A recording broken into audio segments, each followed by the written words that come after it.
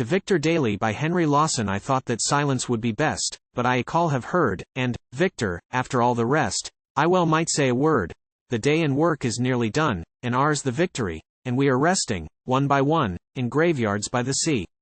But then you talked of other nights, when, gay from dusk to dawn, you wasted hours with other lights that went where you have gone. You spoke not of the fair and ôfastö, but of the pure and true, ôSweet ugly women of the pastö who stood so well by you. You made a jest on that last night, I met it with a laugh. You wondered which of us should write the otherĺs epitaph. We filled the glasses to the brim, ôThe landĺs own wineö you know, and solemnly we drank to him who should be first to go. No ribald jest. We were but two, the roystĺring days were past, and in our heart of hearts we knew that one was going fast. We both knew who should win the race, were rest or fame the prize, as with a quaint smile on your face you looked into my eyes. You talked about old struggles brave, but in a saddened tone, the swindle's editors forgave for laughter's sake alone.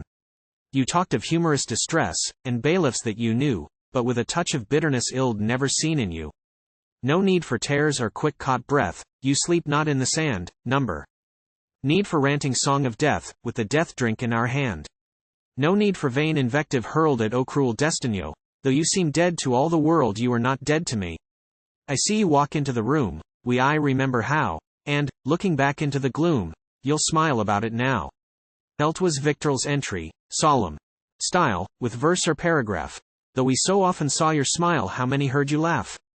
They dare to write about the man that they have never seen, the blustering false bohemian that you have never been, some with the false note in their voice, and with the false tear shed, who in their secret heart rejoice for one more rival, dead. They miss the poems, real and true, where your heart's blood was shed, and rave of reckless things that you threw out for bitter bread.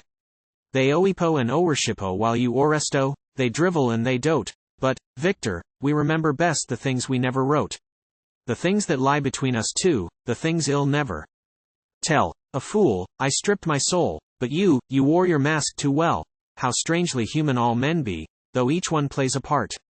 You only dropped it once for me, but then I saw your heart. A social match, such as one might strike with or without intent. How strangely all men are alike, with masks so different. No need to drop the mask again. On that last night, I know, it chanced when we were sober men, some 7 years ago. They slander you, fresh in the sand, they slander me alive. But, when their foul souls flee the land, our spirits shall arrive. In slime and envy let them rave, and let the worst be said. Oh, a drunkard at a drunkard's grave, oh, a brilliant drunkard dead. Oh, because we would not crawl to them, their hands we would not shake, because their greed we would condemn, their bribes we would not take, because unto the fair and true our hearts and songs we gave, but I forgot them when I threw my white flower on your grave. So let us turn, and with a smile let those poor creatures pass while we, the few who wait a while, drink to an empty glass. Well, live as in the days gone by, to no God shall we bow, though, Victor, there are times when I feel jealous of you now.